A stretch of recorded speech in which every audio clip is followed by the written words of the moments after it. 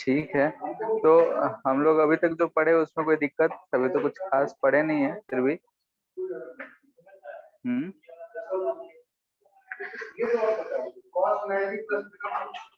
बोलो। हम लोग बेसिक बेसिक चीजें पढ़े थे, रिफ्लेक्शन इन सबसे रिलेटेड। ठीक है, कि रिफ्लेक्शन क्या होता है, रेगुलर रिफ्लेक्शन, वो सब चीजें हम लोगों ने देखा था। नेक्स्ट था हम लोग का कि इमेज के बारे में हम लोग क्या कहते हैं, यानी कि ऑब्जेक्ट एंड इमेज को अगर हम लोग देखें तो किसे कहेंगे। ठीक है, तो ऑब्जेक्ट के बारे में हम लोग देख रहे हैं कि तो ऑब्जेक्ट किसे कहेंगे, बताओ किसे कहते हैं ऑब्जेक्ट। हम्म, बोलो। सर जिसका इमेज फॉर्म होना होता है। फिर इमेज किसे कहोगे। ठीक है, ऑब्जेक्ट हम उस सब्सटेंस को कहेंगे यानी कि जहां से रेज, यानी जिसका रेज जो है मिरर पे पड़ रहा हो। ठीक है, जो भी चीजें हो कहीं से भी, कभी कभी देखेंगे कि वर्चुअल इमेज रहता है उसका भी ऑब्जेक्ट, उसको भी हम लोग ऑब्जेक्ट की तरह ट्रीट करते हैं। तो हम लोग बोलते हैं ये किसे, तो इट इज पॉइंट या सबस्टांस। ठीक है, पॉइंट रहेगा या अगर सबस्टांस रहा ऑब्जेक्ट, उसे ही कहेंगे from which raise incident on the mirror. ठीक है, मिरर हो या फिर जो भी ऑप्टिकल डिवाइस हो, उस पे अगर हम लोग बोल रहे हैं कि रेज जिससे भी पड़ रहा है उससे हम बोलेंगे ऑब्जेक्ट। ठीक है, यानी कि इसको अदर फॉर्म में हम ये कह सकते हैं कि it is point of intersection incident raise. ठीक है, इंसिडेंट रेज जहां भी पॉइंट ऑफ इंटरसेक्शन होगा उस चीज को बोलते हैं हम लोग की ऑब्जेक्ट है। ठीक है, इस चीज को ध्यान में रखना है कि अगर रेज की टर्म में हम लोग बात करेंगे तो इंसिडेंट रेज जहां भी आपस में आके किसी एक पॉइंट पे मिल रहे होंगे उस पॉइंट को ही हम बोलेंगे कि ऑब्जेक्ट है, वो हमें ऑब्जेक्ट को रिप्रेजेंट करता है। टाइप्स की बात करें तो हमें ऐसा सिचुएशन देखने को मिल सकता है कि अगर ये मिरर है, ठीक है, और रेज जो है इस पे ऐसे जा रहा हो, ठीक है, तो इस पे इंसिडेंट रेज हमें ऐसा जाता हुआ दिख रहा है, यानी कि रेज जो है यहाँ पे इंटरसेक्ट कर रहे हैं। तो ये जो पॉइंट है हमारा, ये जो पॉइंट है इसी को हम बोल रहे हैं कि ऑब्जेक्ट जो होगा हमारा यहाँ पे होगा। ठीक है, भले ही लाइट हो, बल्ब जल रहा है वहां से, तो वहां से रेज निकल रहे होंगे और रेज निकल के मिरर पे पड़ रहे होंगे।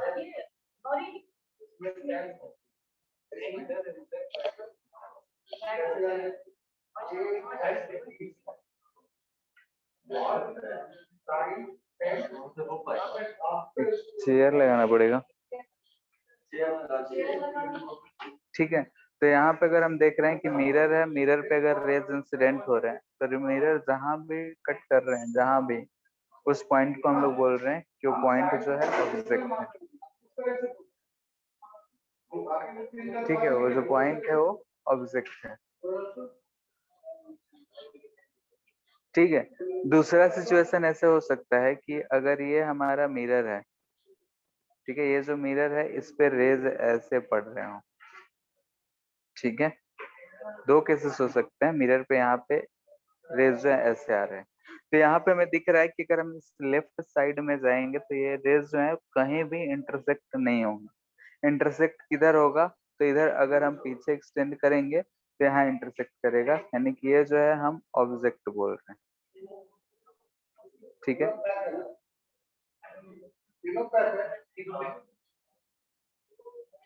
ठीक है, तो यहाँ पे हमें सिचुएशन दिख रहा है कि अगर रेज जो है इस तरीके से आ रहे हैं, ठीक है, रेज जो है ऐसे आ रहे हैं, यानी कि एक केस में, यहाँ पे फर्स्ट केस की बात करें तो फर्स्ट केस में यहाँ पे रेज जो है हमें दिख रहा है कि डाइवर्जिंग है, डाइवर्जिंग रेज है। यहाँ पे दिख रहा है कि ये कन्वर्जिंग है,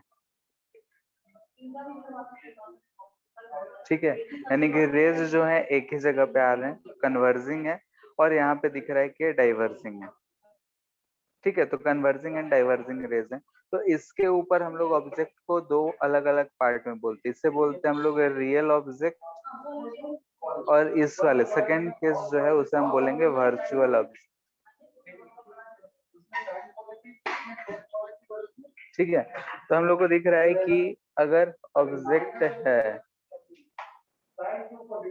ठीक है, तो ऑब्जेक्ट जो है हमें डाइवर्जिंग रेज अगर जिस पॉइंट से डाइवर्ज हो रहा है, यानी एक पॉइंट से हमें दिख रहा है कि वो बाहर की तरफ निकल रहा है, तो उस पॉइंट को हम लोग बोलते हैं कि रियल ऑब्जेक्ट फॉर्म कर रहा है, और जहां पे जाके किसी पॉइंट पे मिल रहा है तो उस पॉइंट को बोलते हैं कन्वर्जिंग रेज, ठीक है। तो real object and virtual object, ठीक है। इतना सर बात में कोई हाँ सर जैसे कभी कभार एक एरो देके हम लोग ऑब्जेक्ट को बनाते हैं प्रिंसिपल एक्सिस के ऊपर, तो सर उसमें तो फिर पॉइंट वाला तो कोई कंसेप्ट आएगा नहीं। जैसे कि ये चीज हो गया, एक्सटेंडेड ऑब्जेक्ट की बात कर रहे हो, तो यहाँ से यस जो रेज निकल रहे होंगे ऐसा निकल रहा होगा चारों तरफ, यहाँ यस से इधर निकल रहा होगा, तो ये कौन सा केस हो गया, डाइवर्स टाइप का दिख रहा है, लाइट तो हर तरफ निकल रहा होगा ना, बात समझ आ रहा है। Yes sir. यहाँ से हमें क्या दिख रहा है, एक पॉइंट से वो क्या हो रहा है, डाइवर्स हो रहा है, यानी कि उस पॉइंट से बाहर की तरफ जा रहा है, या फिर उस ऑब्जेक्ट है उस ऑब्जेक्ट से बाहर की तरफ जा रहा है। तो वैसे केसेस में हम लोग क्या बोलेंगे, ठीक है, तो वैसे केस में वो जो है रियल ऑब्जेक्ट हो जाएगा, बात समझ आ रहा है। यस सर, और ये सर वर्चुअल ऑब्जेक्ट कैसे हो सकता है? वर्चुअल ऑब्जेक्ट कैसे हो सकता है, जैसे कि एक मिरर यहाँ पे है, एक मिरर यहाँ है, तुम बीच में खड़े हो, ठीक है, हमारा एक इमेज इसमें बन रहा होगा, यानी कि ये जो रेज यहाँ से गया है लेट से, वो यहाँ से टकरा के इस पे गया होगा, गया होगा। तो यहाँ से ध्यान से देखो, इस सेकेंड मिरर से जो हमारा इमेज बनेगा वो इस रेज की वजह से बनेगा, ठीक है, और वो रेज जो है हमें इधर पीछे कहीं से आता हुआ दिख रहा होगा, नहीं, यहाँ से अगर हम ड्रॉ करें तो इस पॉइंट से जाता हुआ दिख रहा होगा, तो इस सेकेंड मिरर के लिए जो ऑब्जेक्ट होगा ये ऑब्जेक्ट कहलाएगा, ठीक है। हम ये ऑब्जेक्ट नहीं हुए, यानी कि हम इसमें जो इमेज बना है हमारा, वो हमारा इस सेकेंड मिरर के लिए ऑब्जेक्ट का काम कर रहा है। तो यहाँ पे हमें दिख रहा है ये जो ऑब्जेक्ट है वो रियली में एग्जिस्ट कर रहा है क्या, बोलो, नहीं कर रहा है, तो वैसे ऑब्जेक्ट को हम लोग क्या बोलते हैं, वर्चुअल ऑब्जेक्ट, बात समझ आया, यस सर। बोलो, ठीक है। ऐसा ऐसा सिचुएशन होता है, तो वैसे सिचुएशंस को हम लोग बोलते हैं कि वर्चुअल ऑब्जेक्ट है। खैर हमारे 10th सिलेबस में वर्चुअल ऑब्जेक्ट नहीं आता है, क्योंकि हम लोग कॉम्बिनेशंस वाले ज्यादा नहीं देखते हैं, मोस्टली जो है कॉम्बिनेशन ऑफ मिरर्स रहेगा, या लेंस मिरर का कॉम्बिनेशन, उस केसेस में हमें देखने को मिलता है, ठीक है। नेक्स्ट है इमेज, ठीक है, यानी कि जिसका भी हम बात कर रहे हैं, निरेज अगर किसी सरफेस मिरर पे पड़ रहे हैं, तो मिरर पे पड़ने के बाद वो क्या हो रहा है कि रिफ्लेक्ट हो रहा है, ठीक है, मिरर पे पड़ने के बाद वो जो रेज हैं वो पीछे की तरफ जा रहे हैं, रिफ्लेक्ट कर रहे हैं, ठीक है, और रिफ्लेक्ट कर रहे हैं पीछे की तरफ, तो पीछे की तरफ रिफ्लेक्ट करे या फिर कहीं भी जाए, अगर वो जाके किसी पॉइंट पे मिलता है, तो उस पॉइंट को हम लोग बोलेंगे कि वो इमेज है, यानी कि हम ये बोल रहे हैं कि इट इज इंटरसेक्शन पॉइंट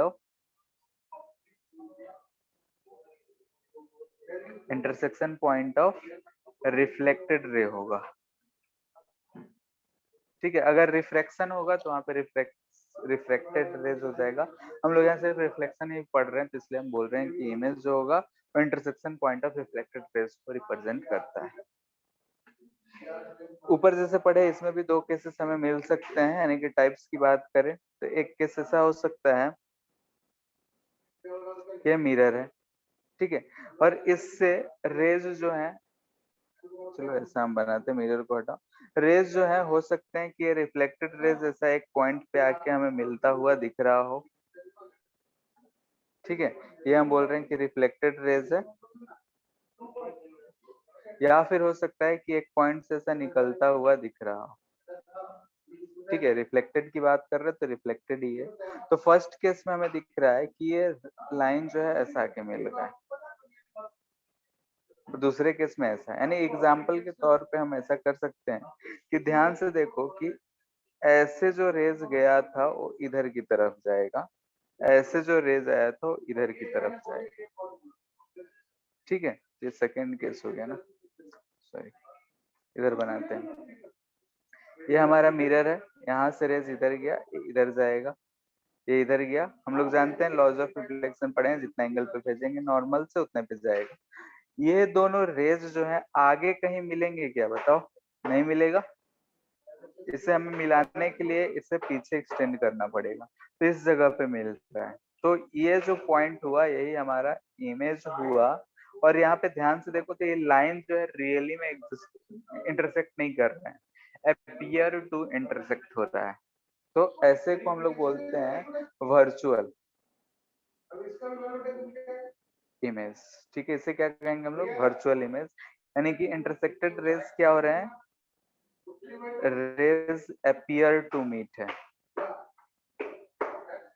ठीक है, लग रहा है कि प्रतीत हो रहा है ऐसा कि रेज वहां से आ रहे हैं, एक्चुअली में मीट नहीं कर, तो ऐसे रेज को हम लोग बोलते हैं, ऐसा जो फॉर्मेशन होता है इमेज का इंटरसेक्शन ऑफ रिफ्लेक्टेड रेज से, तो उसे हम लोग बोलते हैं कि ये जो इमेज होगा ये कैसा नेचर का होगा, तो वर्चुअल होगा, ठीक है। वैसे ये फर्स्ट ये केस जो दिख रहा है, इस केस में हमें कैसा सिचुएशन हो सकता है कि मान लेते हैं कि ऐसे रेज एक पड़ा, इस पे ऐसे रेज पड़ा, तो ये रेज रिफ्लेक्ट होके इधर आएगा, ये रेज रिफ्लेक्ट होके इधर जाएगा, यहाँ पे इंटरसेक्ट हो रहा है, तो इस केस में जो इमेज हमें मिल रहा है यहाँ पे मिल रहा है, और इमेज यहाँ पे जो मिल रहा है वो इमेज मिल रहा है रियल में इंटरसेक्शन से, यानी कि rays actually meets at a point, ठीक है, जिस पॉइंट पे भी मीट करेगा उस पॉइंट को हम लोग बोलेंगे इमेज है, और ये इमेज जो है वो कैसा है, तो रियल है, ठीक है। तो यहाँ पे हम रेज को भी देख के बता सकते हैं कि जब रेज जो है कन्वर्जिंग होगा तो कन्वर्जिंग के केस में रियल कहलाएगा, और यहाँ पे दिख रहा है कि डाइवर्जिंग है तो डाइवर्जिंग के केस में वर्चुअल कहलाएगा। दूसरा चीज कि इस केस में ध्यान से देखो तो ये हमारा ऑब्जेक्ट है, ठीक है, ये जो है हमारा क्या है, ऑब्जेक्ट है, ऑब्जेक्ट अगर रियल है तो इमेज वर्चुअल बन रहा है, इस केस में वर्चुअल ऑब्जेक्ट है तो इमेज रियल बन रहा है, ठीक है। तो हम लोग जो 10th क्लास में पढ़ते हैं उसमें सिर्फ रियल ऑब्जेक्ट्स के लिए ही डिस्कस करते हैं, वर्चुअल ऑब्जेक्ट्स का डिस्कशन नहीं करते हैं, तो खैर वो सब चीज हम लोग यहाँ भी उतना नहीं डिस्कस करेंगे। क्लियर है इतना, किसी बात में दिक्कत? हम्म, नो। एक चीज और, रियल इमेज हम लोग उसे कहेंगे which can be projected on screen, जिसे हम स्क्रीन पे ऑब्टेंड कर लेंगे तो उसे हम लोग रियल बोलते हैं। एक्चुअली में ध्यान से देखो तो जो रिफ्लेक्टेड रेज है रियली में वहां कट कर रहे हैं, रियली में कट कर रहे हैं, वहां पे अगर हम स्क्रीन रियली में रख सकते हैं, इस जगह पे हम लोग रियल में स्क्रीन रख सकते हैं तो उसका हमें इमेज मिल जाएगा। लेकिन इस केस में यहाँ ये मिरर के अंदर की बात हो रही है, वो वर्चुअल है, वहां पे हम नहीं जा सकते, वहां फिजिकली नहीं पहुंच सकते हैं, तो वहां पे हम स्क्रीन नहीं रख पाएंगे, तो स्क्रीन पे हम इसे ऑब्टेन नहीं कर सकते हैं। तो वैसा इमेज जो बनेगा उसे हम लोग बोलेंगे कि वो वर्चुअल इमेज।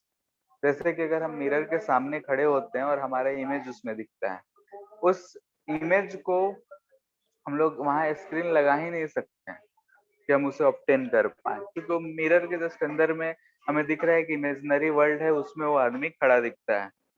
ठीक है, तो वो जो चीज है वो वर्चुअल है, रियली नहीं। क्लियर है इतना? नेक्स्ट हम लोग देखेंगे इमेज फॉर्मेशन।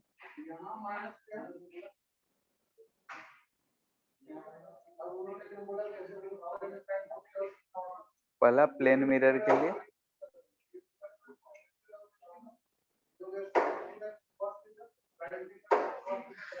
ठीक है, प्लेन मिरर के थ्रू अगर हम इमेज फॉर्मेशन की बात करते हैं तो कैसे फॉर्म होता है। ठीक है, तो पहला हम केस यही देख रहे हैं कि पॉइंट ऑब्जेक्ट है। 10th क्लास में हमारे रियल ऑब्जेक्ट के बारे में डिस्कशन है, तो हम हर केस ऑब्जेक्ट अगर बोल रहे हैं तो रियल ही है, ये समझना है। तो जो हम लोग लॉज ऑफ रिफ्लेक्शन पढ़े थे उसी चीज का यूज करना है। जैसे कि हम बोल रहे हैं कि यहाँ पे एक पॉइंट ऑब्जेक्ट है जो कि इस मिरर से डी दूरी पे है। अगर हम ध्यान से देखें तो यहाँ से अगर एक रे ले जाते हैं नॉर्मली, तो ये रिफ्लेक्ट होके इधर ही आ जाएगा। दूसरा अगर कोई रे अगर हम ले जाते हैं ऐसा, तो अगर हम देखें तो यहाँ पे अगर ये एंगल ऑफ इंसिडेंस आई है, तो उधर ही एंगल इतना ही बनाता हुआ इधर की तरफ ये चला जाए। अब ध्यान से देखो तो एक रे जो है ये वाला, यानी कि जगह टकरा के वापस उसी रास्ते जा रहा है, और सेकेंड रे जो है ये वाला, ये दोनों आपस में आगे तो नहीं मिलने वाले, क्योंकि दोनों के बीच का दूरी बढ़ता जा रहा है। तो मिलाने के लिए हमें दोनों को पीछे एक्सटेंड करना पड़ेगा ऐसा। इसे हम इधर एक्सटेंड कर दिए, इसे हम ऐसा एक्सटेंड कर दी। तो जो हमारा ये दोनों पॉइंट जो है इंटरसेक्शन पॉइंट है, यहाँ पे दिख रहा है कि इस दोनों रिफ्लेक्टेड रेज जो है अपीयर टू मीट है।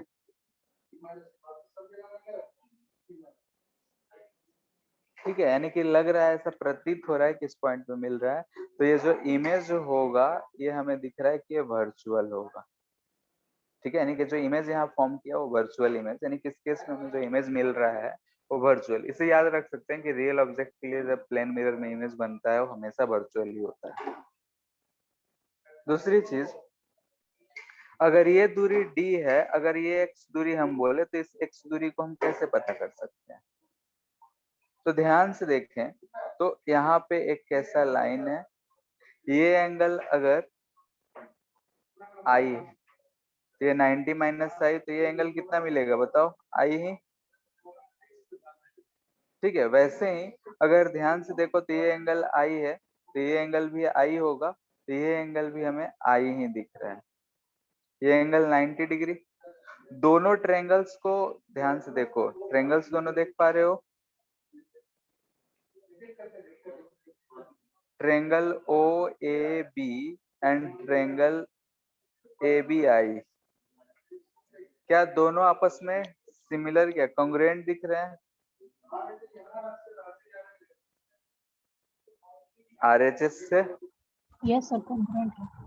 कॉन्ग्रुएंट है। अगर कॉन्ग्रुएंट है तो क्या d बराबर x होगा? Yes sir. ठीक है, तो यहाँ से हमें क्या दिख रहा है कि जो इमेज डिस्टेंस होगा, image distance is equal to object distance. ठीक है, यानी कि इमेज का जो डिस्टेंस होगा वो ऑब्जेक्ट के डिस्टेंस के बराबर होगा। तो यहाँ पे हम लोगों ने देखा पहला चीज कि अगर कोई भी पॉइंट ऑब्जेक्ट है, अगर मिरर से जितने दूरी पे होगा उतने दूरी पे इमेज बनेगा। वो इमेज कैसा होगा? वर्चुअल होगा और सेम दूरी पे होगा। सेकेंड पॉइंट, नहीं, इससे से रिलेटेड एक क्वेश्चन पूछते हैं। लेट से कि हमारा मिरर ऐसा है, ऑब्जेक्ट हमारा यहाँ पे है। ठीक है, ये ऑब्जेक्ट है, रियल ऑब्जेक्ट है, इसका इमेज बनेगा या नहीं बनेगा बताओ? मिरर हमारा यहीं तक है।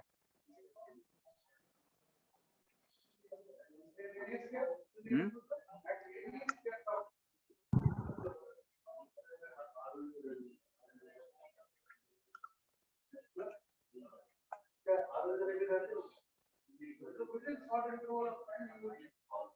क्या होगा, बनेगा? सर बनना तो नहीं चाहिए। बनना नहीं चाहिए, क्यों? उसके नीचे मिरर नहीं। ध्यान से देखो तो ये ऑब्जेक्ट है, क्या उस ऑब्जेक्ट से लाइट हर डायरेक्शन में निकल रहा होगा? निकल रहा होगा, यानी कि इस रेस से निकला हुआ रेज जो है यहाँ पड़ा होगा, पड़ा होगा, फोर्स पड़ा होगा, ये ऐसा कुछ जाएगा। और अगर ऑब्जेक्ट है तो उससे रेज हर तरफ निकल रहा होगा और मिरर पे जाएगा नहीं, जाएगा जाएगा तो इमेज तो बनना ही है। और इमेज कहाँ बनेगा? जहाँ पे ये दोनों पॉइंट्स जो हैं वो इंटरसेक्ट कर रहे होंगे, ठीक है, नहीं कि इमेज यहाँ पे बनेगा। तो ध्यान से देखो, जो हम लोग ऊपर वाला केस लिए थे उसके हिसाब से ये जो हाइट है h यहाँ पे भी h के बराबर होगा, यानी कि जो हम डिस्टेंस की बात कर रहे हैं, it is perpendicular distance from mirror होना चाहिए, ठीक है, नहीं कि डिस्टेंस कैसा हो, परपेंडिकुलर। वहां मिरर रहे ना रहे कोई फर्क नहीं पड़ता है, अगर मिरर पे रे जा रहा है तो इमेज फॉर्म करेगा। जैसे देखे होगे कि अगर हम लोग मिरर लगा होता है साइड में रहते हैं तो कुछ इमेजेस दिखते हैं हमें, ठीक है, तो वैसे ही यहाँ पे भी मिरर कितना भी छोटा रहे, अगर ऑब्जेक्ट इस पी क्यू लाइन से ऊपर है, कहीं भी रहे, तो इमेज बनेगा। और उसके नीचे रहेगा तो नहीं बनेगा, क्योंकि उससे जो रेज निकल के जा रहे हैं वो जाके रिफ्लेक्टिंग सरफेस पे नहीं टकराए, क्योंकि रेज तो मुड़ता नहीं है, स्ट्रेट लाइन में वो मूव करता है। क्लियर है इतना? और इस केस में ये जो रेज मिल रहा है, अगर मिरर हमारा इतना ही बड़ा है तो ये जो डिस्टेंस है इसे हम बोलते हैं फील्ड ऑफ व्यू, यानी कि सब्जेक्ट को देखना है तो हमें इसी रीजन में रहना पड़ेगा, उसके बाहर अगर रहेंगे तो हमें ये ऑब्जेक्ट का इमेज नहीं दिखेगा।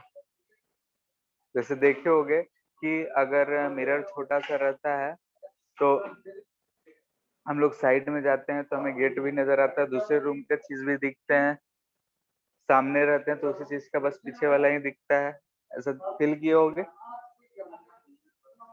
ठीक है। तो वैसे ही हमें दिखने का जो है इमेज दिखेगा वो इस चीज पे डिपेंड करता है कि रिफ्लेक्टेड रेज किस किस रीजन में है, जिस रीजन में रिफ्लेक्टेड रे होगा उसी रीजन में हमें उसका इमेज दिखेगा। क्योंकि तो दिखने का कंडीशन यही था कि रेज ऑब्जेक्ट से हमारी आंखों पे पड़ने चाहिए।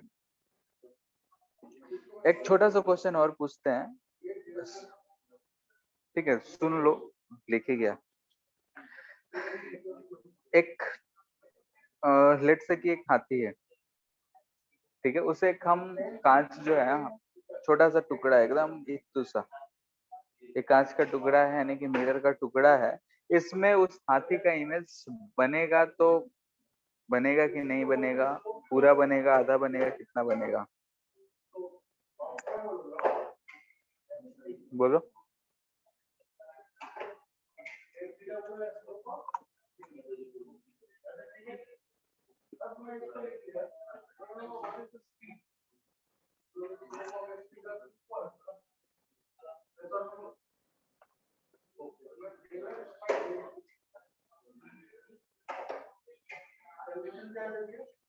क्या होगा?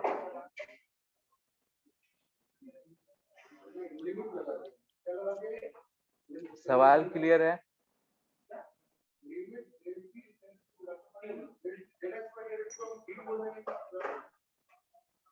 सर एक बार रिपीट कीजिएगा प्लीज। जैसे कहने का मतलब है कि छोटा सा मिरर है, ठीक है, उस मिरर के सामने एक हाथी है, ट्रेन का इंजन, ट्रक, जो भी समझो, बहुत बड़ा सा ऑब्जेक्ट है, उस ऑब्जेक्ट का इमेज बनेगा कि नहीं बनेगा? बनेगा तो पार्शियल बनेगा कि फुल बनेगा?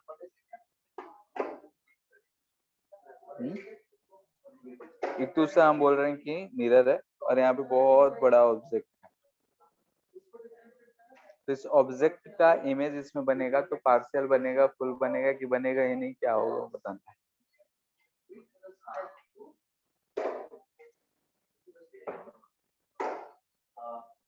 बोलो, सिंपल सर सा वो है। छोटा बनेगा। इमेज छोटा नहीं बनेगा, फूल बनेगा। ठीक है, फूल बनेगा और सेम साइज का भी बनेगा। अभी हम लोग इसको प्रूफ ही करेंगे कि सेम साइज का होता है। फिलहाल हम इतना ही समझ जा रहे हैं कि अगर कितना भी बड़ा ऑब्जेक्ट रहे, इस मिरर छोटा रहे बड़ा रहे, इसके सामने जो कुछ भी है उसमें सबका इमेज बनता है। ठीक है, इस मिरर के सामने जो कुछ भी है सबका इमेज बनेगा, क्योंकि हर एक ऑब्जेक्ट से रेज उस पर पड़ रहा होगा। अगर रेज पड़ रहा है उस मिरर पे तो उसका वो इमेज फॉर्म करा होगा। हाँ, हमें दिखता नहीं है वो अलग मैटर है। हमें दिखता इसलिए नहीं है कि हम लोग फील्ड ऑफ व्यू में नहीं रहते हैं। ठीक है, अलग अलग अगर पोजीशन चेंज करें तो हमें इमेज में अलग अलग चीजें दिख रही होती हैं, तो हर समय उतना इमेज बन रहा होता है। ठीक है, यानी कि ऐसा सिचुएशन होता है कि अगर प्लेन मिरर है तो उसके आगे जितना भी चीज है वैसा ही वो इमेज उसके पीछे फॉर्म करके रखता है, यानी वो एक वर्चुअल वर्ल्ड की तरह हमें दिखेगी। क्लियर है?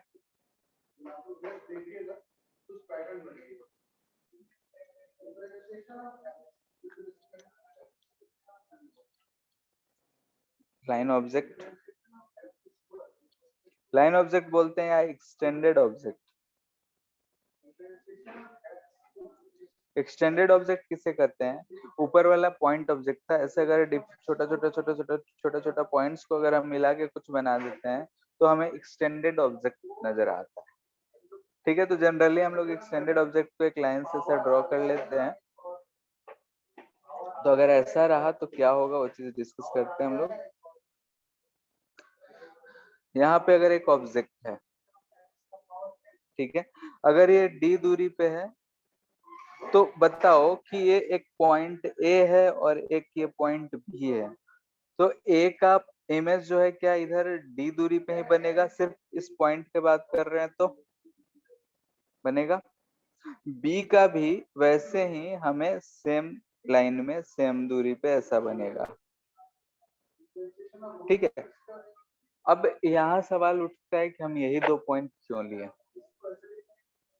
तो हम जो है एंड पॉइंट्स का इमेज बना दिए। अब इससे जो रेज निकल रहा होगा, एक दो लाइन तो नहीं निकल रहा होगा, इनफाइनाइट नंबर ऑफ रेज निकल रहे होंगे, लेकिन हम लोग ड्रॉ करने के लिए मिनिमम दो रेज की जरूरत पड़ती है, तो दो ही को हम लोग ड्रॉ करते हैं। अब यहाँ वैसे ही हर एक पॉइंट का इमेज जो है इसी दो लाइन के बीच में बना होगा, इसीलिए हम क्या किए, सिर्फ दो एंड पॉइंट का बना लिए और उसके बाद हम बोल दिए कि इसका इमेज जो है ऐसा यहाँ पे बनेगा। ठीक है,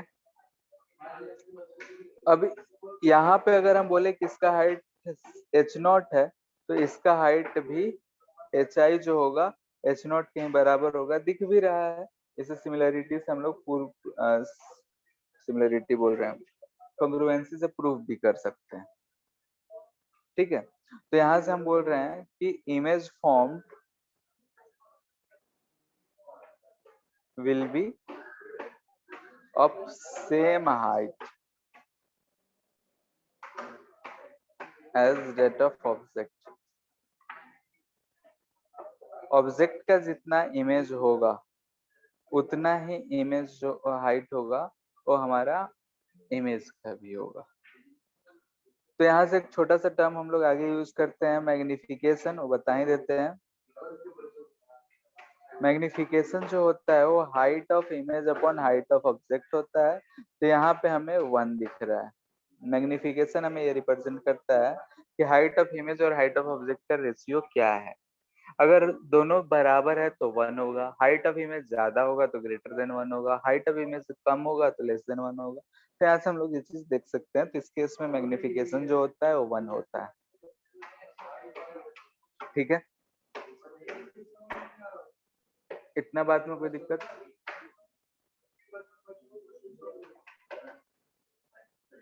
बोलो।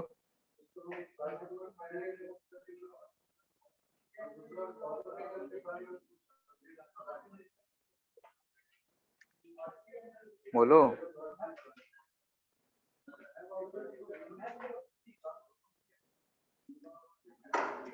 कोई दिक्कत नहीं है। नेक्स्ट,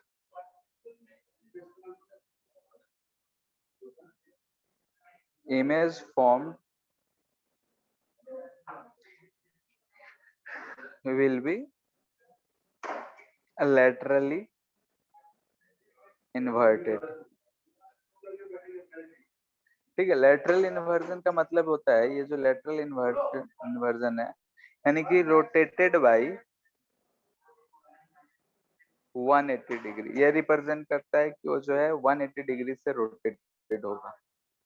जैसे एक एग्जांपल लेते हैं, ये हमारा मिरर हो गया, यहाँ पे एक पी ऑब्जेक्ट पी शेप का है, इसमें हम कुछ पॉइंट्स दे देते हैं, पॉइंट को ए बोल रहे हैं, इस पॉइंट को बी बोल रहे हैं, इस पॉइंट को सी बोल रहे हैं।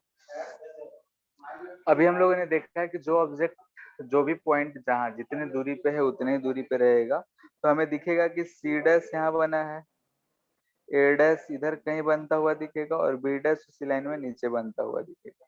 तो हमें जो इमेज मिलेगा वो ऐसा कुछ मिलेगा, ये जो है इमेज है। तो दिख रहा है, अगर ध्यान से देखो तो इस एक्सिस के अबाउट अगर हम इसे 180 डिग्री से रोटेट कर दे तो हमें ऐसा ही चीज देखने को मिलेगा। ठीक है, तो इसे हम लोग बोलते हैं लेटरल इन्वर्जन। ठीक है, जैसे कि अगर तुम भी मिरर के सामने अगर खड़े होते होगे तो मिरर में जिधर हमारा राइट होता है उधर लेफ्ट दिख रहा होगा, और जिधर हमारा लेफ्ट ओरिजिनली होता है उधर राइट दिख रहा होगा। यानी कि ऐसा दिख रहा होगा कि हम रियली में 180 डिग्री से रोटेट कर गए हैं। दिखता है ऐसा? बोलो हेलो।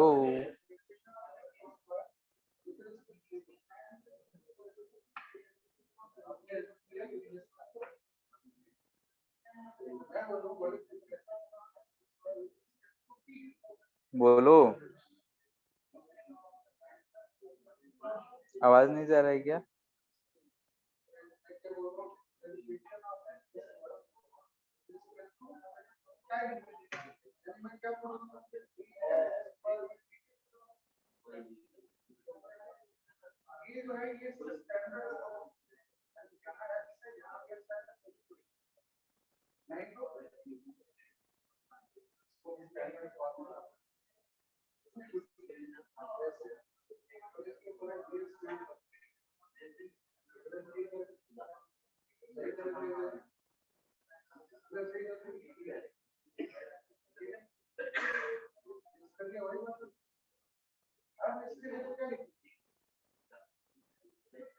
ऑब्जेक्ट जितने दूरी पे होगा उतने दूरी पे इमेज भी बनेगा।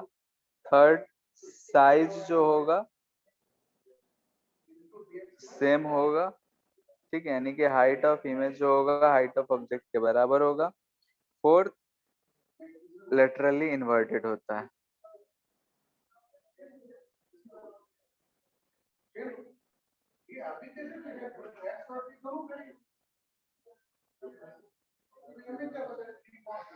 इतना बात में किसी को दिक्कत? हाँ ना, कुछ तो बोलो। सर हाँ सर आप एक क्वेश्चन दिए थे, मतलब बोल रहे थे वो एक बहुत बड़े ऑब्जेक्ट का छोटा सा मिरर है, इमेज हाँ, बनेगा कि सर उसका आप सर रे डायग्राम बना के बता सकते हैं कि सेम साइज का बनेगा कि नहीं? रे डायग्राम बनाना तो थोड़ा मुश्किल होगा, फिर भी जैसे देखो यहाँ पे कि इसके आगे, इसके फ्रंट में जो कुछ भी होगा, क्या उससे रेज इस पे जा रहा होगा? बोलो। यस तो जो कुछ भी होगा सबका अगर रे इस पे जा रहा है तो उसका इमेज नहीं बनेगा? सर बनेगा। बनेगा। तो छोटा रहे बड़ा रहे जो कुछ भी रहे उसका इमेज बनेगा। यस ठीक है, तो वही चीज हम बोले तो उसका इमेज बनेगा। हाँ, हमें दिखेगा पूरा कि नहीं दिखेगा ये हम नहीं कर सकते, वो किस चीज पे डिपेंड करेगा? तो फील्ड ऑफ व्यू पे डिपेंड करेगा। जैसे कि अगर हम एक छोटा सा एग्जांपल ले रहे हैं, यहाँ पे एक पोल है, कितना लंबा सा पोल है, ठीक है। अगर ये एंड ए है तो इससे यहाँ पे एक रे गया तो इधर कहीं जाएगा, और यहाँ से जो रे यहाँ गया वो इधर जाएगा। ठीक है। तो इस पॉइंट का इमेज, ये लाइन हटा देते हैं, इस पॉइंट का इमेज अगर यहाँ खड़ा आदमी देख पाएगा क्या, बताओ, खुद ही सोच नहीं के sir, बोलो। इसका इमेज तो बन रहा है लेकिन यहाँ नहीं देख पाएगा, जो इस रीजन में होगा वही सिर्फ देख सकता है, ये नहीं देख सकता है। क्यों? क्योंकि इसका जो इमेज फॉर्म हो रहा है उसका रेज जो है वो इसकी आंखों तक नहीं पहुंच रहे हैं, इसलिए नहीं देख पा रहा है और वो देख पा रहा है। लेकिन इसका इमेज तो फॉर्म हुआ है, तो हम देख पाए नहीं देख पाए वो अलग रीजन है, क्योंकि हम उसके फील्ड ऑफ व्यू में है या नहीं है वो चीज बताता है। लेकिन मिरर के सामने में जो कुछ भी है, पूरा दुनिया ही क्यों न रहे, सबका वो इमेज बनाएगा, क्योंकि हर एक ऑब्जेक्ट से उस पर रेज जाना चाहिए, जो भी रेज उस पर जा रहा होगा उसका इमेज वो बनाए। क्लियर है इतना? सर और किसी सेकंड ऑब्जर्वर को वो इमेज पूरा दिखेगा या नहीं, वो उसके पोजीशन पे डिपेंड करेगा कि वो फील्ड ऑफ व्यू के अंदर। हाँ मतलब, हाँ मतलब कि वो रिफ्लेक्टेड रेज उसकी आंखों पे पड़ रहे नहीं, जितने के रिफ्लेक्टेड रेज आंखों पे पड़ेंगे वही दिखेगा। जैसे ऐसा गौर किए ना कि अगर मान लेते हैं ड्रेसिंग टेबल लगा होगा तुम्हारे रूम में, ठीक है, ड्रेसिंग पे मोस्टली ग्लास लगे होते हैं, अगर हम इधर खड़े होते हैं तो इधर के जो भी पोर्शन होता है वो हमें नजर आता है, हमारे पीछे की चीजें नजर नहीं आती। लेकिन वही हम इधर आके खड़े हो जाते हैं तो इधर का दिखने लगता है, ऐसा होता है। Yes sir. ठीक है, तो ऐसा थोड़ा है कि हम इधर आए तो इमेज बनाने लगा मिरर, ऐसा तो है नहीं। मिरर तो अपने इमेज बना ही रहा था, लेकिन हम देख पा रहे हैं वो डिपेंड करता है कि रिफ्लेक्टेड रेज हमारी आंखों पे पड़ रहे हैं कि नहीं पड़ रहे हैं। क्लियर है ये?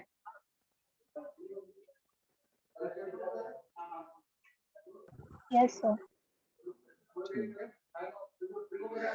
ठीक है, तो हम लोग देखेंगे अगर प्लेन मिरर है, प्लेन मिरर से अगर जो मिरर बनता है उसके ये प्रॉपर्टीज होते हैं, इमेज फॉर्म जो होता है वर्चुअली रेक्ट होता है, सेम साइज का होता है, सेम डिस्टेंस पे होता है, लेटरली इन्वर्टेड होता है।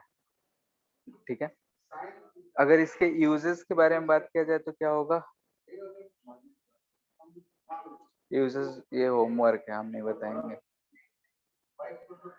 ठीक है, यूज क्या होता है प्लेन मिरर का तुम लोग सोच लेना है।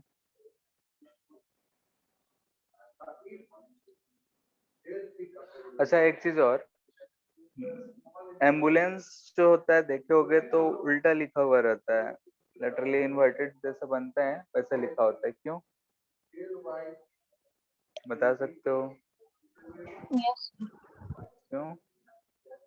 सर, अगर गाड़ी से हम लोग जा रहे हैं और सामने एम्बुलेंस है जिसमें एम्बुलेंस लिखा हुआ है, तो जो ग्लास है उससे हम लोग को दिखता है कि एम्बुलेंस जो सीधे लिखा हुआ है। ठीक है, जैसे कि अगर हम सीधा लिखा हुआ रहेगा मिरर में देखेंगे तो हमें इन्वर्टेड नजर आएगा, लेकिन अगर वो इन्वर्टेड ही लिखे हुए हैं तब हमें अगर मिरर में दिखेगा वो सीधा दिखेगा। ठीक है, और सीधा दिखेगा तो हम उसे रास्ता देंगे जाने के लिए, तो इस वजह से ऐसे किया जाता है। ठीक है,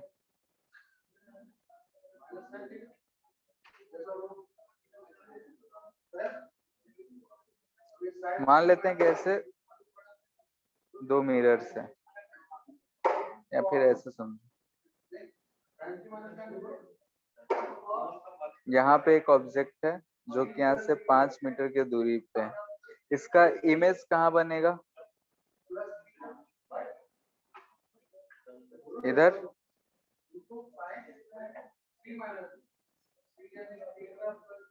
सेम लाइन ऐसा परपेंडिकुलर लाइन ज्वाइन करेंगे, उसी लाइन पे सेम दूरी पे यहाँ इमेज बनेगा। ठीक है, ये सब छोटे छोटे क्वेश्चंस हैं, इसमें क्या ही पूछे।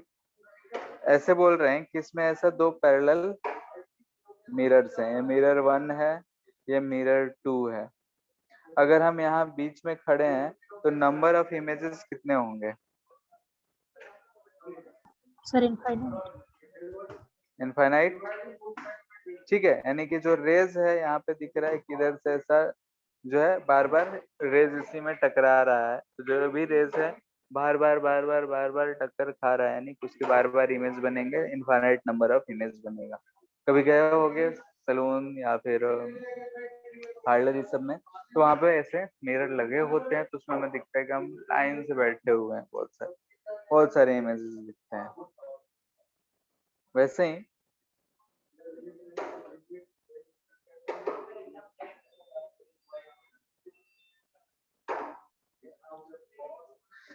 कह रहा है कि ये जो है मिरर है ऐसा,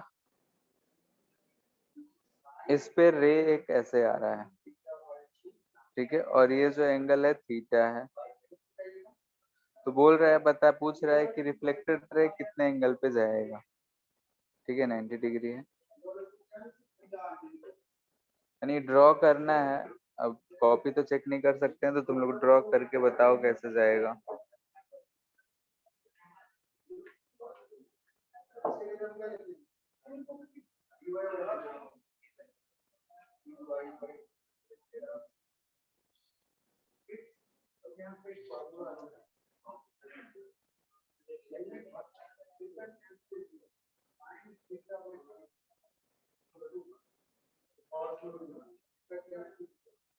बोलो कितना बनेगा।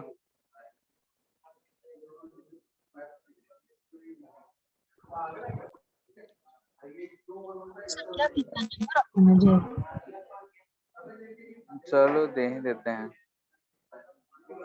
ये थीटा था तो कितने एंगल से रिफ्लेक्ट होके वापस जाएगा ये बताना था। यहाँ पे खैर थीटा इक्वल टू हम 30 डिग्री दे देते हैं, हम फिगर बना ही देते हैं। ये रे जो है यहाँ आया, इधर जाएगा, फिर इधर जाएगा, तो ये एंगल थीटा ये कितना होगा ये बताना है। ये 30 डिग्री पे आया है, ये रेस जा रहा है, तो एंगल थीटा कितना होगा वो हमें बताना है।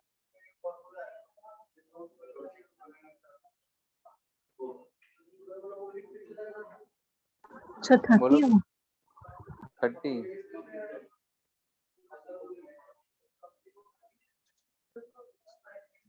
60 होगा ना।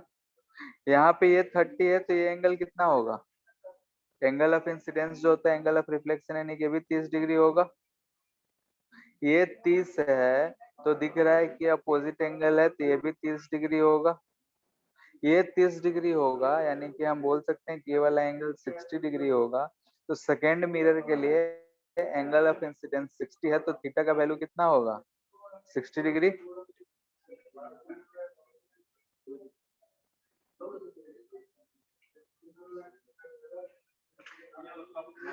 दिख रहा है, एंगल ऑफ इंसिडेंस जो होता है वो एंगल ऑफ रिफ्लेक्शन के बराबर होता है, बस उसी चीज को कंसिडर करते हुए हम लोग देख रहे हैं, ठीक है। तो यहाँ पे हमें दिख रहा है कि अगर 30 डिग्री पे इंसिडेंट हो रहा है, तो जो जाएगा वो 60 डिग्री पे जाएगा। इतना बात में किसी को दिक्कत?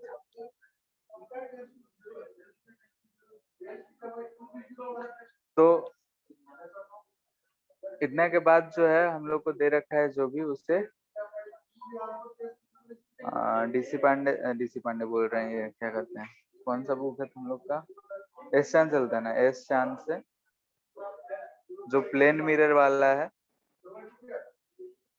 प्लेन मिरर के बाद जो एक्सरसाइज है वो होमवर्क है, ठीक है, नहीं उसे कर लेना है। उस क्वेश्चन में कोई भी दिक्कत आए तो उसे पूछ लेना है। नेक्स्ट हम लोग देखते हैं रिफ्लेक्शन थ्रू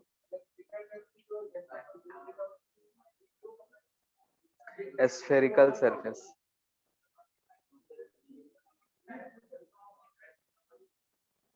ठीक है, स्फेरिकल सरफेस से रिफ्लेक्शन की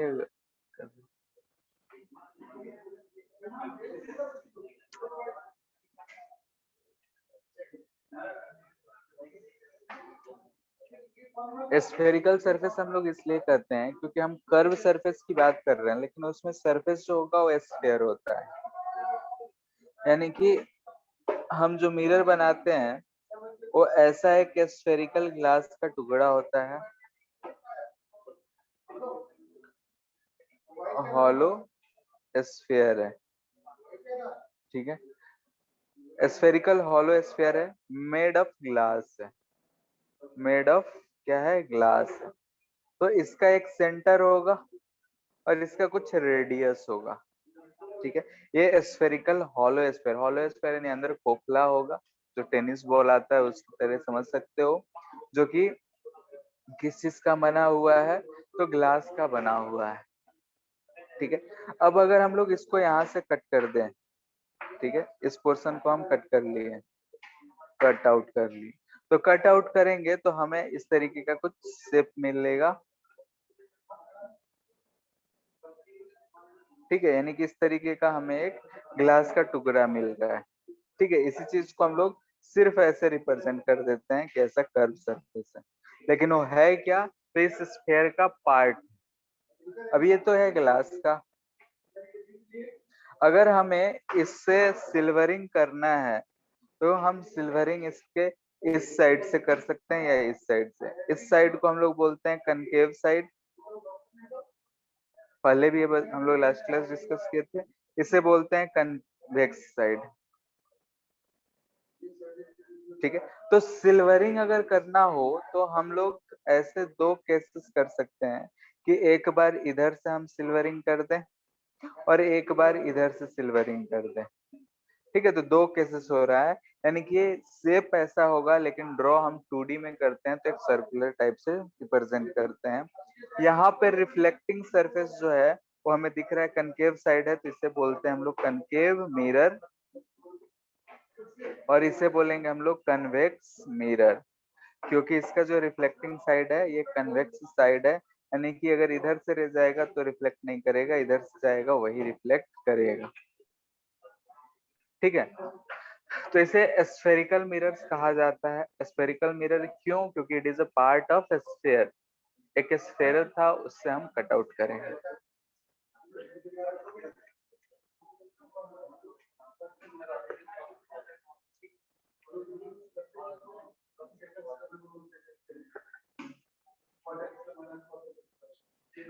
इतना बात में कोई दिक्कत, ठीक है। तो हम लोग को यही चीज देखा कि यहाँ पे जो स्फेयर है, स्फेयर के दो पार्ट्स हैं, दोनों पार्ट्स में हम जिसे अगर हम पेंट कर देते हैं तो जो रिफ्लेक्टिंग साइड होता है उसी के बेसिस पे हमें इसका नाम देते हैं। अब इसमें कुछ टर्म्स हम लोग यूज करते हैं, टर्म्स जो यूज होता है उस चीज को हम लोग डिस्कस कर लें। बोल रहे हैं कि ये स्फीयर है, हम ये जो मिरर है इसे कट आउट कर रहे थे, ठीक है, ऐसा ही है हमारा मिरर को रिप्रेजेंट कर रहा है इसे, ठीक है।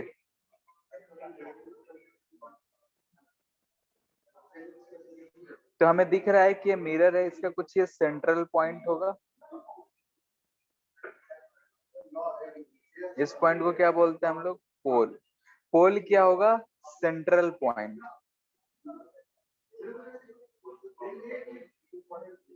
ठीक है। और ये जो है सेंटर ऑफ स्फीयर है,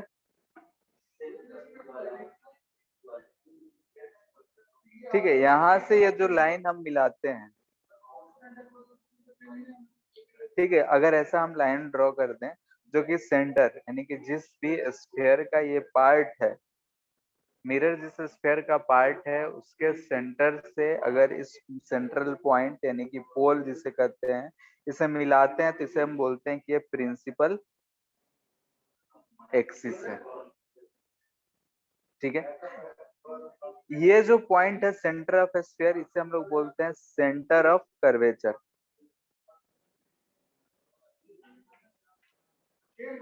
कर्वेचर कर्व को रिप्रेजेंट करता है, तो एक अगर स्फीयर कर्व हुआ तो उसे कर्वेचर बोल रहे हैं। तो उस कर्वेचर का जो सेंटर है उसे हम बोलते हैं सेंटर ऑफ कर्वेचर। ये दूरी ध्यान से देखो तो ये हमें रेडियस के बराबर दिख रहा है, तो इसे हम लोग बोलते हैं रेडियस ऑफ कर्वेचर, ठीक है। पोल सेंट्रल पॉइंट हो गया, प्रिंसिपल एक्सिस, तो लाइन ज्वाइनिंग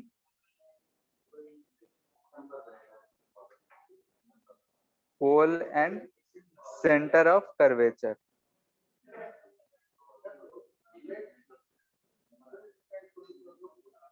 ठीक है।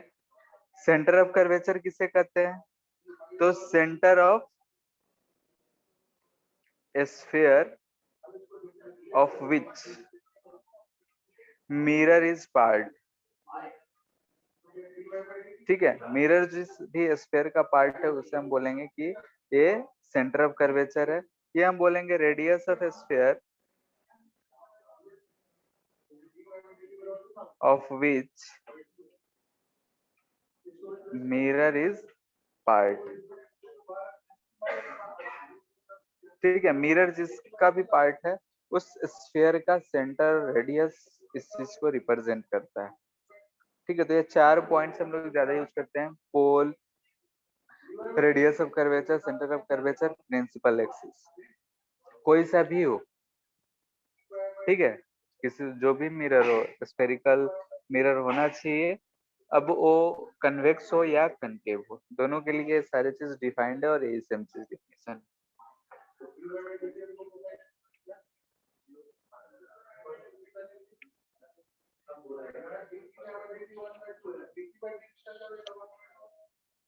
इतना बात में कोई दिक्कत? इसके बाद है फोकस।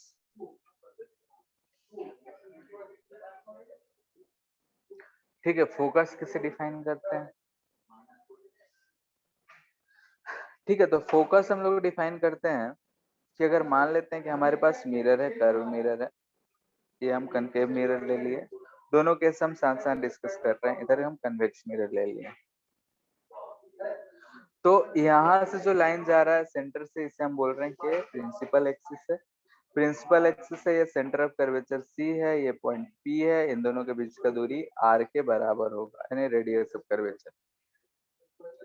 अगर कोई रे इस प्रिंसिपल एक्सिस से ऐसा पैरेलल जाता है,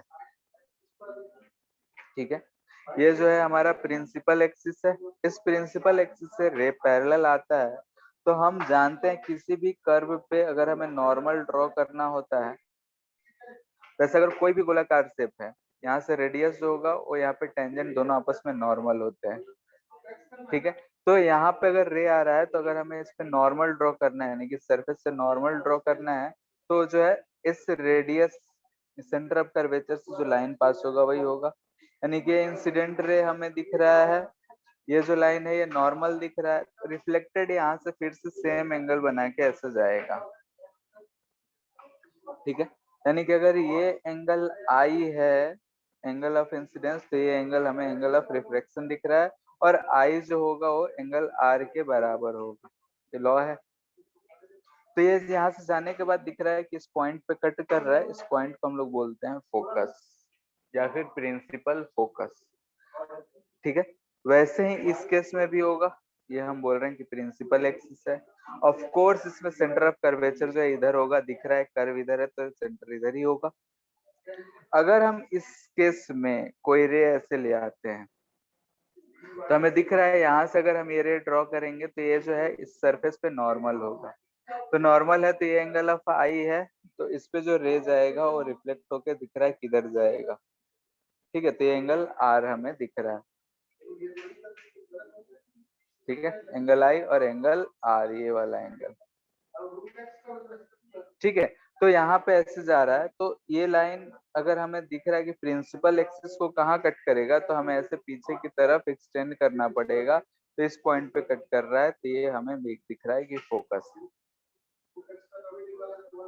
ठीक है, तो इस चीज को भी ध्यान रख सकते हो कि सेंटर ऑफ कर्वेचर से जो भी लाइन हम सरफेस पे ड्रॉ करेंगे वो उस सरफेस के परपेंडिकुलर रहता है, यानी नॉर्मल हमेशा जो है सेंटर ऑफ कर्वेचर से पास करेगा। ये स्फीयर सर्कल में पड़े होंगे कि रेडियस से जो भी लाइन जाता है वो टेंजेंट के परपेंडिकुलर होता है, वही कंसेप्ट हम यूज करते हैं।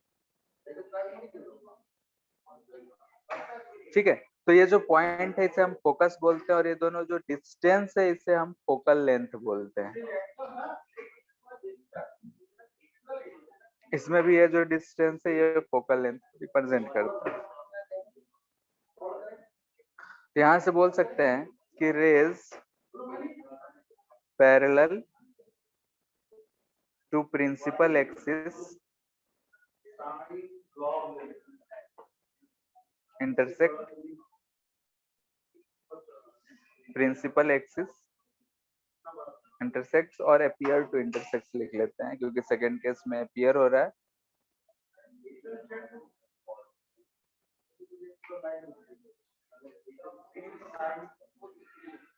Principal axis at a point is known as principal focus. ठीक है, या सिंपली हम फोकस बोल देते हैं, ठीक है। And distance between pole and focus is called focal length, ठीक है, उसे हम लोग क्या कहेंगे, फोकल लेंथ, ठीक है। तो यहाँ से हमें कुछ टर्म्स हम लोगों ने डिफाइन करा है, क्या क्या, तो फोकस क्या होता है, फोकल लेंथ क्या होता है, रेडियस ऑफ कर्वेचर क्या होता है, पोल क्या होता है, प्रिंसिपल एक्सिस क्या होता है, ठीक है। ये सारी चीज हम लोगों ने डिस्कस करा, और क्या, रेडियस ऑफ कर्वेचर, प्रिंसिपल, ठीक है, radius of curvature, centre of curvature क्या क्या होता है, ये सारे कुछ हम लोगों ने डिस्कस करा है, क्लियर है। यानी कि अगर हमें कर्व सरफेस के लिए रिफ्लेक्शन पढ़ना है तो ये सारे पॉइंट्स हमें पता होने चाहिए कि क्या कहलाते हैं, ठीक है। एक टर्म और है एपर्चर,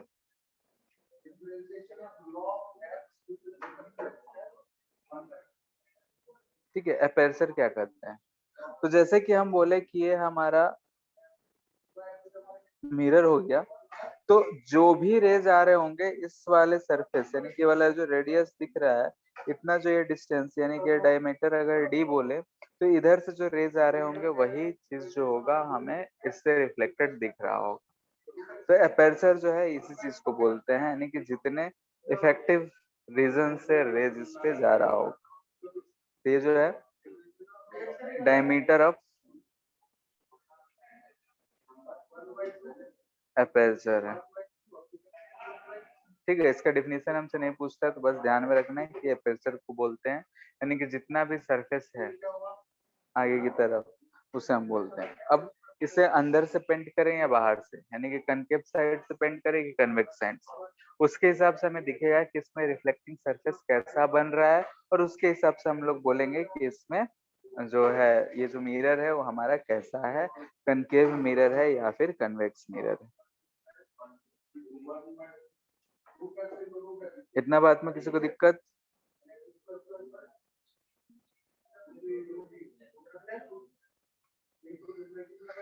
नेक्स्ट है relation between focal length and radius of curvature, इन दोनों में क्या रिलेशन होता है, ठीक है। तो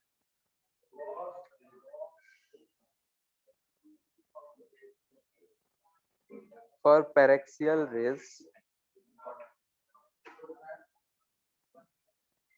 फोकल लेंथ जो होता है r/2 होता है, ठीक है। पैरेक्सियल रेज किसे कहते हैं, यानी कि rays which are very close to principal axis, ठीक है, प्रिंसिपल एक्सिस के बहुत क्लोज हो उसको हम लोग बोलते हैं पैरेक्सियल रेज, ठीक है। और बहुत दूर दूर जो होते हैं उसे मार्जिनल रेज बोलते हैं। तो उतना हमें डिटेल में नहीं जाना है, फिर भी ये ध्यान रखना है कि जो है हमें पैरेक्सियल रेज के लिए F=r/2 फॉलो करता है, ठीक है। और इस चैप्टर में हम लोग ये चीज हमेशा हम लोग सोचेंगे कि हमेशा वैलिड है, और इस चीज को कंसीडर करते हुए चलना है कि एफ जो होता है वो r/2 के बराबर होता है, क्लियर है इतना?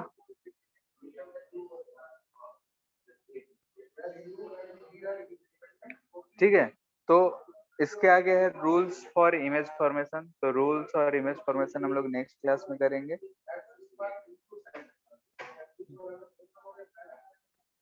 ठीक है। पेज 179 ये भी जो है होमवर्क है, हो जाएगा, एक सप्ताह का टाइम है, आराम से दोनों हो जाना चाहिए, थोड़ा थोड़ा है। नेक्स्ट क्लास में हम लोग रूल्स पढ़ेंगे, क्या क्या रूल्स हैं, और फिर image formation, concave mirror and convex mirror के लिए, दोनों के लिए इमेज फॉर्मेशन क्या होंगे, ठीक है। और इमेज फॉर्मेशन कैसे, कहाँ पे कैसे लाई करता है, वो सारे कुछ डिस्कस करेंगे। उसके बाद आगे का चीजें दिखेंगे, जैसे मिरर फॉर्मूला होता है, वो सब चीजें, ठीक है। हाँ अभी तक जो भी पढ़े उसमें कोई दिक्कत,